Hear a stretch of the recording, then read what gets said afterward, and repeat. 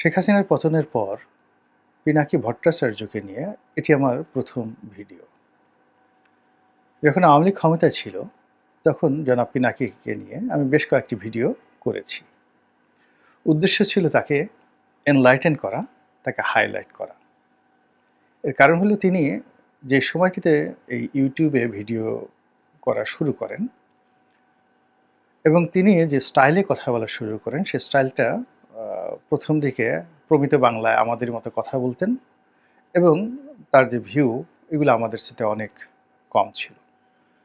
পরবর্তীতে তিনি এটিকে জাস্ট একটা মডার্ন টেকনোলজির মাধ্যমে, ভাষার মাধ্যমে, চিত্রনাট্যের মাধ্যমে, উপস্থাপনার মাধ্যমে এতটা নান্দনিকতা নিয়ে আসেন এবং সেই নান্দনিকতার সঙ্গে সঙ্গে জনপ্রিয় যে বিষয়, অর্থাৎ শেখ হাসিনাকে গালাগাল করা, আওয়ামী লীগকে গালাগাল করা, এই বিষয়গুলোকে এখন যে স্টাইলে তিনি করছেন, সেই স্টাইলটা যে মুহূর্তে তিনি শুরু করেন, অমনি তার যে ভিউ, তার যে পাঠক, তার যে শ্রোতা, এটা রীতিমতো জ্যামিতিক হারে বাড়তে থাকে এবং তার যত জনপ্রিয়তা বাড়তে থাকে, ওই সময়টাতে তিনি ততই সরকারের চক্ষুশূল হয়ে পড়েন এবং তার বিরুদ্ধে বাংলাদেশে যত সম্ভব, শেখ হাসিনার পক্ষে যতটা করা সম্ভব, অপপ্রচার বলেন, তাকে ব্যান করা বলেন, তার বিরুদ্ধে মামলা মোকদ্দমা সব কিছুই কিন্তু সরকার করেছে।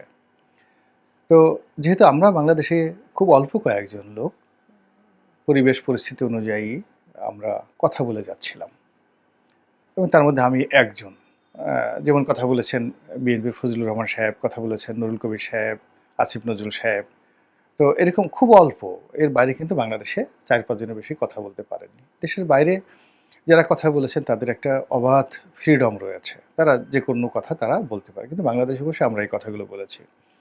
তো সেই কথাগুলো বলতে গিয়ে বাংলাদেশে তখন আমরা যখন কথা বলেছি, তখন পিনাকির নাম কোনো মিডিয়াতে উচ্চারণ করা, পত্রিকায় পিনাকি রঞ্জন নামক শব্দগুলো লেখা বা বাংলাদেশে বসে তাকে নিয়ে কৌশলে তার প্রশংসা করে ভিডিও তৈরি করা, এটি একেবারে অসম্ভব একটা বিষয় ছিল। কিন্তু সেই কাজগুলো আমি করেছি। এটা এই কারণে করেছি যে আমাদের যে যুদ্ধ, সেই যুদ্ধের যে টার্গেট অলমোস্ট সেম। শুধু way of talking and way of presentation is different, but লক্ষ্যটা সেম। তো যাই হোক, শেখ হাসিনার পতন হয়েছে আলহামদুলিল্লাহ। শেখ হাসিনার পতনের পর আমাদের এই বাংলাদেশে আগে যে সমস্যাগুলো ছিল, সেই সমস্যা প্রায় সব সমস্যাই বহুগুণে বেড়ে গেছে। তারপর কিন্তু আমাদের আফসোস নেই। এর কারণ হলো শেখ হাসিনার ১৫ বছরের যে শাসনামল, আমরা প্রায় সবাই যারা নির্যাতিত হয়েছি, তারা যেকোনো মূল্যে পরিত্রাণ চাচ্ছিলাম। এমনকি অনেকে মৃত্যু কামনা করছিলেন যে, এর চেয়ে আমাদের মৃত্যু হয়ে যাক, আল্লাহ তুমি জিবরাইলকে পাঠিয়ে আমাদেরকে নিয়ে নাও, আচ্ছা শেখ হাসিনাকে নিয়ে নাও। তো শেখ হাসিনা চলে গেছেন। আল্লাহ তাকে ভালো রাখুন, হেদায়েত দান করুন, ভেস্ত নসিব করুন, আমরা দোয়া করি।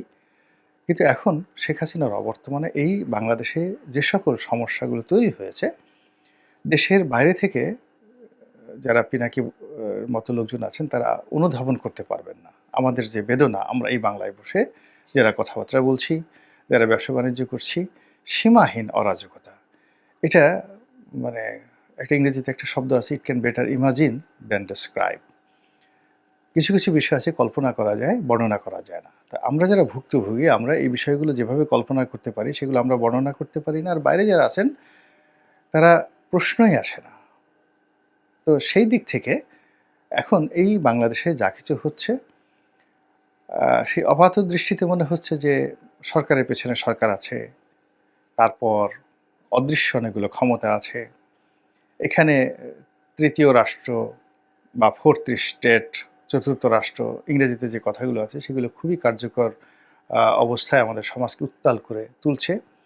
তো এত কিছুর মধ্যেও যে মানে অবাক করা যে বিষয়, সেই অবাক করা বিষয়টা হলো যে বাংলাদেশের শাসন প্রণালীতে, তারপর শাসন ব্যবস্থায়, প্রণালী এবং ব্যবস্থা দুটো আলাদা জিনিস।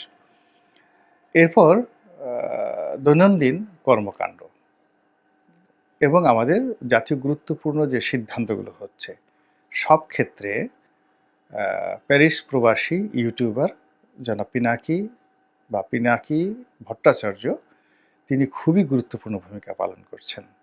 আমি যেটা শিরোনামে ব্যবহার করছি সেটি হলো যে তিনি এখন বাংলার খমেনি। আয়াতুল্লাহ খমেনি একসময় প্যারিসে ছিলেন এবং সেখানে থেকে তিনি পুরো যাকে বলা হয় ইরানের রাজনীতি নিয়ন্ত্রণ করেছেন এবং তার কথা মতো সবকিছু চলেছে এবং একটা সময় তিনি প্লেনে করে এসে অলনে ছাড়েন। কাউকে না জানিয়ে অলনে ছাড়েন, উপস্থিত হয়েই তিনি বিপ্লবের নেতৃত্ব দিয়েছেন। আমাদের দেশে শেখ হাসিনা বিরোধী যে আন্দোলন ছিল সেটাকে অনেকে বিপ্লব বলার চেষ্টা করছেন। কিন্তু বেশিরভাগ মানুষ এটাকে গণ অভ্যুত্থান, গণ আন্দোলন, গণবিক্ষোভ এবং শেখ হাসিনার পলায়ন বা ক্ষমতাচ্যুতি এই হিসাবে দেখছে। কিন্তু সত্যিকার অর্থে এখন যে অরাজকতা চলছে, এই অরাজকতা আমার সিক্স সেন্স বলছে অন্তত ৫ থেকে ১০ বছর চলবে। আর এই অরাজকতা থেকে বের হওয়ার জন্য আমরা যে লড়াই এবং সংগ্রাম করছি, এটাই হবে একটা বিপ্লব। দ্বিতীয় বিপ্লব হবে, তৃতীয় বিপ্লব হবে এবং সেই বিপ্লবটা চলছে। এখন সেই বিপ্লবের বিভিন্ন অ্যাঙ্গেল রয়েছে। বিএনপি একভাবে বিপ্লব করার চেষ্টা করছে, জামাত করার চেষ্টা করছে, তারপর হেফাজত করার চেষ্টা করছে, যে যার মতো অন্তত ২০টি অ্যাঙ্গেল থেকে সেই রাষ্ট্রীয় কর্মকর্তারা, সেনাবাহিনীরা সবাই কিন্তু যে যার অবস্থা থেকে আইন শৃঙ্খলাকে ফিরিয়ে এনে দেশকে একটি স্থিতিশীল অবস্থায় নিয়ে যাওয়ার জন্য যে যার মতো করে চেষ্টা করছেন এবং একে অপরের স্বার্থ যাকে বলা হয় এখানে নিয়ে পরস্পরের সাথে দ্বন্দ্ব এবং সংঘাত এবং একে অপরের বিরুদ্ধে খিস্তিকেওর হচ্ছে। অবাক করার ব্যাপার হলো যে এখানে ডক্টর মোহাম্মদ ইউনূসের নেতৃত্বে যা কিছু হচ্ছে, তারপর পুলিশের নেতৃত্বে যা কিছু হচ্ছে, আমি সেনাবাহিনীর কথাটা বাদ দিলাম স্পর্শকাতর, বা বিচার বিভাগের কথাটাও বাদ দিলাম স্পর্শকাতর, বা সচিবালয়ে যা কিছু হচ্ছে, এ সকল পক্ষের চাইতে এমনকি বিএনপি জামাতের চাইতে এই মুহূর্তে পিনাকি ভট্টাচার্যের যে প্রভাব প্রতিপত্তি এটি সবচেয়ে বেশি, আপনি স্বীকার করেন বা না করেন। এখন এটা মন্দ হতে পারে, ভালো হতে পারে, এটা আগামীতে পিনাকির সফলতার উপর নির্ভর করবে যে তিনি আসলে নায়ক না খলনায়ক। তিনি কি আয়াতুল্লাহ খমেনি হিসেবে বাংলাদেশে অমর হয়ে থাকবেন, নাকি সালমান রুশদি হিসাবে বাংলাদেশে নিন্দিত হবেন, এটি আগামী দিন বলবে। এর কারণ হলো বিজয় নতুন ইতিহাস রচনা করে। তিনি যদি বিজয়ী হন তাহলে ইতিহাস তিনি রচনা করবেন, কিন্তু ইতিমধ্যে তিনি যে কাজগুলো করে চলেছেন সেই কাজগুলো ভীষণ রকম ম্যাটিকুলাস। তিনি যেভাবে ৩২ নম্বর ভেঙেছেন এবং একদম লাইভে থেকে বসে যেভাবে হুকুম দিয়ে প্রতিটি ঘটনা তদারক করে টেলিফোনে ইনস্ট্রাকশন দিয়ে এটা করো, ওটা করো, ওটা করো, এরকম প্রকাশ্য গত ১০০ বছরে, আমি ১০০ বছরে গেলাম না, মানে এই টেকনোলজি চালু হওয়ার পর এইরকম কোনো অপারেশন, ৩২ ভাঙার যে অপারেশন যেটা আমি দেখেছি, এরকম কোনো অপারেশন আমি, কোনো মিলিটারি অপারেশন আমি দেখিনি। আমি যখন অ্যাবোটাবাদে বিন লাদেনকে হত্যা করা হলো, ওই সময়টিতে বারাক ওবামার দৃশ্য আমরা দেখেছি। অর্থাৎ ওই অভিযান পরিচালনা করা হচ্ছে, তিনি জয়েন্ট চিফ অফ স্টাফের চেয়ারম্যান, তাকে নিয়ে বসে আছেন, প্রতিরক্ষা মন্ত্রীকে নিয়ে বসে আছেন, তিনি নিজে বসে আছেন, মিলিটারি বিশেষজ্ঞরা বসে আছেন এবং অপারেশন চলছে। তো সেটার সঙ্গে যদি ৩২ নম্বর ভাঙার যে অপারেশন পিনাকি করেছেন ওটাকে তুলনা করি, তাহলে দেখা যাবে যে বারাক ওবামার চাইতেও তিনি মূলত ওই অপারেশনটা আরও অ্যাক্টিভলি করেছেন। এর কারণ হলো বারাক ওবামা রাষ্ট্রীয় ক্ষমতায় বসে তিনি কমান্ড পরিচালনা করেছেন, আর পিনাকি কোনো ক্ষমতা ছাড়াই কেবলমাত্র তার যারা সমর্থক, ভক্ত, ছোট ভাই ব্রাদার তাদেরকে দিয়ে তিনি এই কর্মটি করিয়েছেন। ২ নম্বর হলো তিনি ঝুঁকি নিয়েছেন।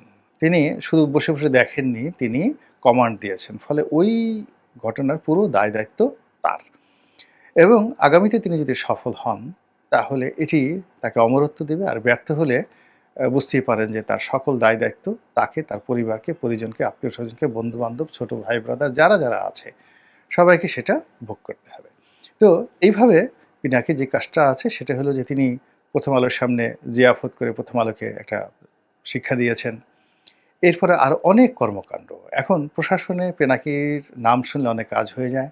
যেমন তিনি নিজেই বললেন যে ধানমন্ডিতে এক জায়গাতে ডাকাত পড়েছে, তো সেখানে পুলিশ তারা পাচ্ছিল না এবং তিনি পুলিশকে টেলিফোন করে, প্যারিস থেকে পুলিশকে টেলিফোন করে তিনি সেখানে পুলিশ পাঠিয়েছেন। তো এরকম ছোট, ছোট কাজ থেকে শুরু করে অনেক বড়, বড় কাজ হচ্ছে। তার সঙ্গে, সঙ্গে পিনাকির নাম ব্যবহার করে অনেকে বদনাম করার চেষ্টা করছে, ঘুষ আদায় করার চেষ্টা করছে, দুর্নীতি করার চেষ্টা করছে এবং এটা নিয়েও পিনাকি কিন্তু বিভিন্ন কথাবার্তা বলেছেন। কিন্তু পিনাকি যে কাজটি সবচেয়ে বেশি মানে বিপ্লবাত্মক করছেন খমেনির মতো। খমেনির শিয়াইজম এবং তার অ্যান্টি আমেরিকান যে স্লোগান, ওটি এখনো পর্যন্ত কিন্তু যাকে বলা হয় একটা মাইলস্টোন হিসেবে, রোল মডেল হিসেবে পুরো ইরানকে পরিচালিত করছে। তদ্রূপ বাংলাদেশে পিনাকি অনেকগুলো মানুষকে উলঙ্গ করে দিয়েছেন। তার কাঁঠাল রানী, তারপরে তার জয় বাংলা, এই ইত্যাদি যে কথাগুলো, এই কথাগুলো রীতিমতো প্রাতিষ্ঠানিক রূপ পেয়েছে। আবার তিনি যে সকল গালাগাল করেন, যেমন জাউরার জাউরা।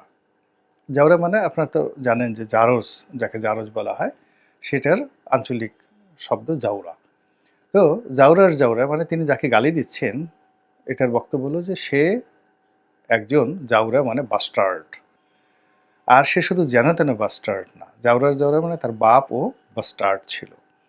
তো তিনি এইভাবে অনেকগুলো মানুষকে জাউরার জাউরা বলে যে ট্যাগগুলো দেওয়ার চেষ্টা করছেন, সেই মানুষগুলো কিন্তু অনেকেই ইতিমধ্যে আহত বা নিহত হয়ে গেছেন সামাজিকভাবে।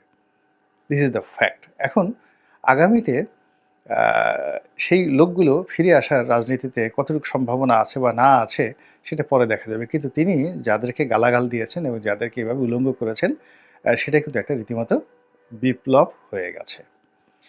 ২ নম্বর হলো যে তিনি শেখ হাসিনার নিচে কাউকে নিয়ে ভিডিও করেননি, কখনো ভিডিও করেননি।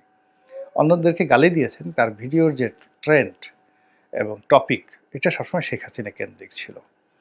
আর এখন তিনি ভিডিও করছেন ডক্টর মোহাম্মদ ইউনূসকে নিয়ে, অথবা জেনারেল ওয়াকারুজ্জামানকে নিয়ে, অথবা আওয়ামী লীগকে নিয়ে, অথবা শেখ হাসিনাকে নিয়ে। এর বাইরে তিনি যাচ্ছেন না।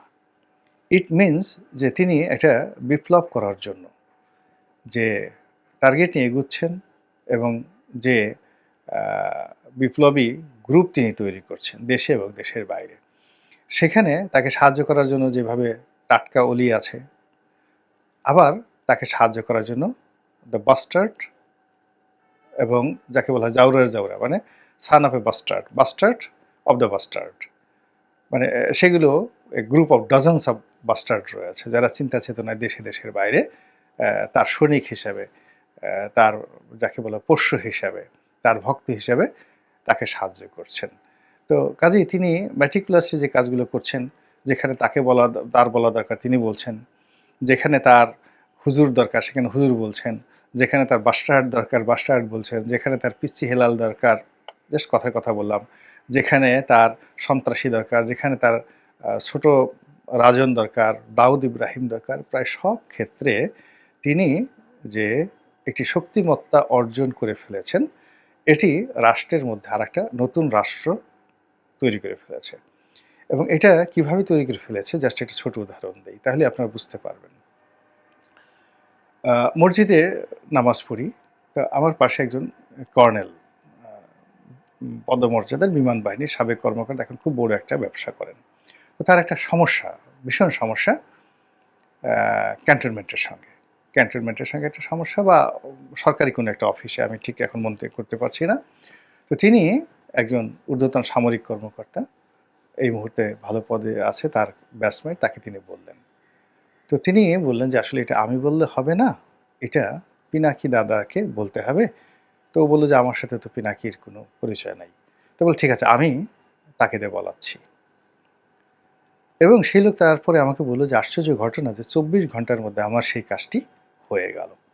আমি জাস্ট একটা ইঙ্গিত দিলাম, প্রমাণ যদি চান প্রমাণ দিয়ে দেবো। এভাবে এই রাষ্ট্র চলছে, এই দেশ চলছে। এবং মিস্টার পিনাকি রঞ্জন চক্রবর্তী, আপনি তাকে যেভাবেই মূল্যায়ন করেন না কেন, তিনি আসলে এখন এই গুরুত্বপূর্ণ ভূমিকা পালন করে চলছেন। মহান আল্লাহ আমাদের সবাইকে হেদায়েত দান করুন এবং হেফাজত করুন। আসসালামু আলাইকুম ওয়া রাহমাতুল্লাহি ওয়া বারাকাতুহু।